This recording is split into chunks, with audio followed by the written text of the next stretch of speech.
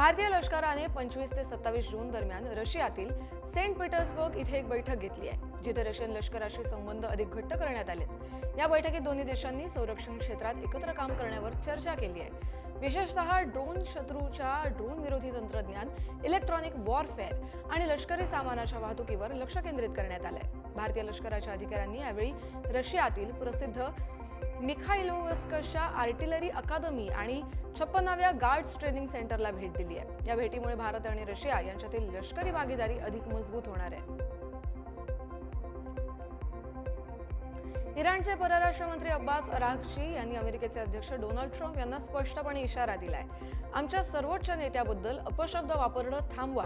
Trump जे बोलतात त्याने फक्त खामेनींचाच नाही तर त्यांच्या लाखो समर्थकांचा देखील अपमान होतो, असं अराघची यांनी म्हटलंय।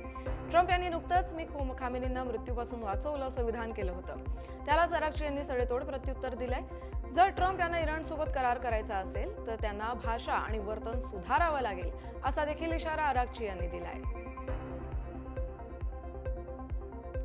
अमेरिकेचे राष्ट्राध्यक्ष डोनाल्ड ट्रम्प हे इस्रायलचे पंतप्रधान नेतन्याहू यांच्यावरील भ्रष्टाचाराच्या खटल्यावर चांगलेच भडकलेत।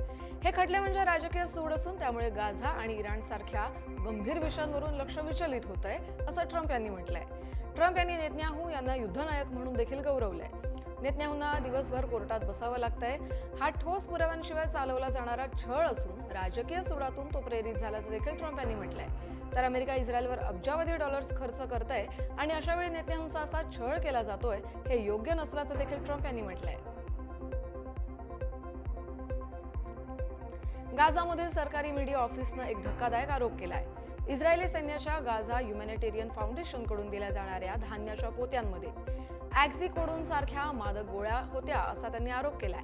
4 जणांच्या धान्याच्या पोत्यांमध्ये अंमली पदार्थांच्या गोळ्या आढळल्याचा आरोप जीएमओनं केलाय।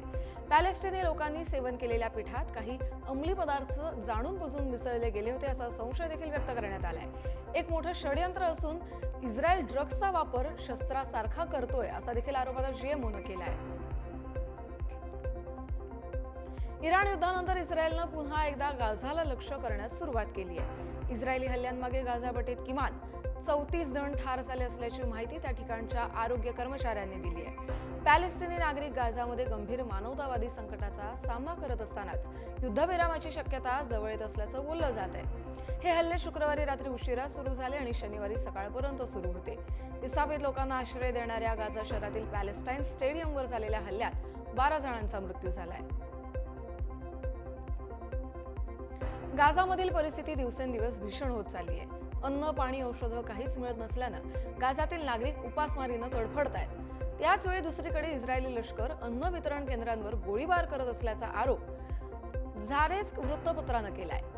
मशीन गन, ग्रेनेड, टँक वापरून नागरिकांवर हल्ला करण्यात आल्याचा आरोप करण्यात आलाय।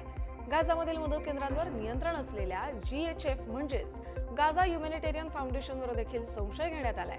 मदतीच्या नावाखाली इस्रायल फक्त दिखावा करत असल्याचा देखील आरोप केला जातोय।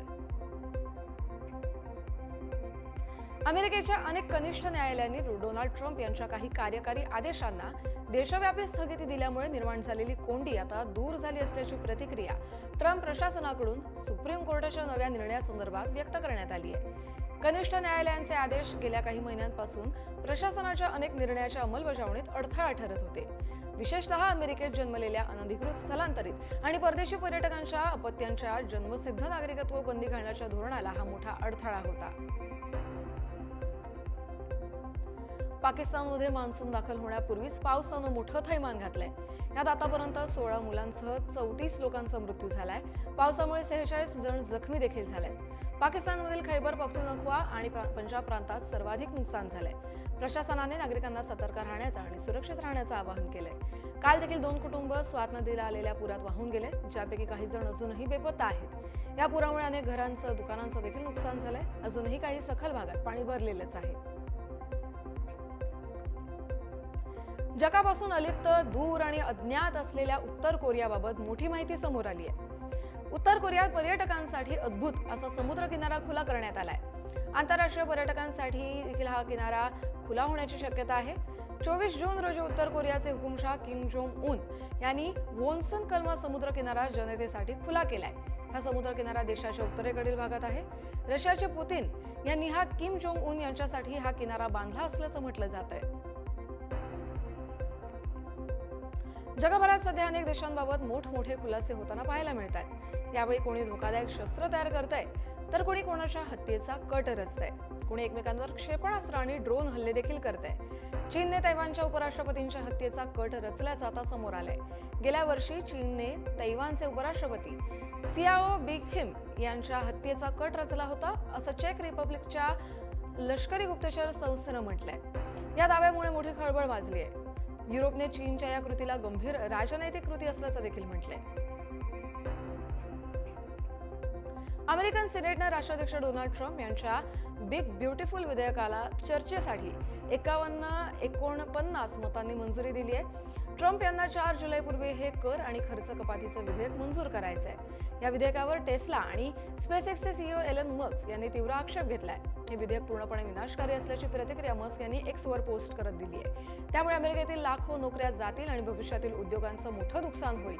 त्यामुळे मस्क यांनी यापूर्वी ट्रम्प प्रशासनातील सरकारी कार्यक्षमता विभागाच्या प्रमुख पदाचा देखील राजीनामा दिला होता. पंतप्रधान नरेंद्र मोदी 2 जुलैपासून घाना, त्रिनिदाद, टोबॅगो, अर्जेंटिना, ब्राझीलसह नामिबिया या देशांच्या दौऱ्यावर जाणार आहेत. या दौऱ्यादरम्यान ब्राझीलमध्ये होणाऱ्या 17व्या ब्रिक्स शिखर परिषदेत ते सहभागी होतील. 2 आणि 3 जुलै रोजी ते घानामध्ये असतील. 3 जुलै रोजी ते त्रिनिदाद आणि टोबॅगोला जातील. टोबॅगोचे राष्ट्राध्यक्ष क्रिस्टिन कार्ला कांगालू आणि पंतप्रधान कमला प्रसाद बिसेसर यांच्याशी यावेळी ते चर्चा करणार आहेत. या दौऱ्यादरम्यान होणाऱ्या घडामोडींकडे आता सगळ्यांचंच लक्ष लागलंय. निवडणूक आयोगानं बिहारमधील मतदार याद्यांची विशेष सखोल फेर तपासणी सुरू झाली असल्याची माहिती दिली आहे. यात राज्यघटनेतील तरतुदीप्रमाणे केवळ भारतीय नागरिकच मतदान करू शकतात, असं देखील आयोगानं स्पष्ट केलंय. बिहारमधील निवडणुका काही महिन्यांवर आलेल्या आहेत, तर पुढील वर्षाच्या सुरुवातीला पश्चिम बंगालसह 5 राज्यांमध्ये विधानसभा निवडणुका होणार आहेत. त्यामुळे आयोगाकडून 6 राज्यांमध्ये हाती घेण्यात आलेल्या या उपक्रमाबद्दल विरोधी पक्षांनी प्रश्नचिन्ह उपस्थित केल्यानं आयोगाच्या या निर्णयाला महत्त्व प्राप्त झालंय. राज्यघटनेच्या प्रास्ताविकेवरून उपराष्ट्रपती जगदीप धनखड यांनी टीका केली आहे. राज्यघटनेतील धर्मनिरपेक्ष समाजवाद शब्दांनी सनातनचा अपमान केल्याचं धनखड यांनी म्हटलंय. राज्यघटनेची प्रास्ताविका बदलणं योग्य नाही, परंतु आणीबाणीच्या काळात ती बदलण्यात आली. ही कृती घटनाकारांच्या सुज्ञपणाचा विश्वासघात दर्शवते, असं देखील ते म्हणाले. दिल्लीतील एका कार्यक्रमात ते बोलत होते. प्रास्ताविक ही कोणत्याही संविधानाचा आत्मा आहे आणि भारताशिवाय इतर कोणत्याही देशानं ती बदललेली नाही. प्रास्ताविका हे राज्यघटनेचं बीज आहे, त्याच्या आधारावर संविधान वाढलंय, असं देखील मत त्यांनी व्यक्त केलंय. जम्मू काश्मीरच्या रियासी जिल्ह्यातील चिनाब नदीवर असलेल्या सलाल धरणाचे दरवाजे आता उघडण्यात आले. या भागामध्ये झालेल्या मुसळधार पावसामुळे धरणातील पाण्याची पातळी मोठ्या प्रमाणात वाढली आहे. त्यामुळे हा निर्णय घेण्यात आलाय, अशी माहिती आता समोर आली आहे. जेणेकरून पाण्याचा योग्य निचरा होऊन परिस्थिती नियंत्रणात राहील. स्थानिक प्रशासनानं नागरिकांना नदीकाठी न जाण्याचं आवाहन केलंय. इस्लामिक स्टेटचा भारतातील प्रमुख साकिब नाचनचं निधन झालंय. तुरुंगात असताना साकिबला ब्रेन हॅमरेज झालं होतं. त्यामुळे काल दुपारी 12:10 त्याच्यावर उपचार सुरू असतानाच त्याचा मृत्यू झालाय. इस्लामिक स्टेट आणि बंदी घातलेल्या स्टुडंट्स इस्लामिक मूव्हमेंट ऑफ इंडियाचा साकिब हा सदस्य होता.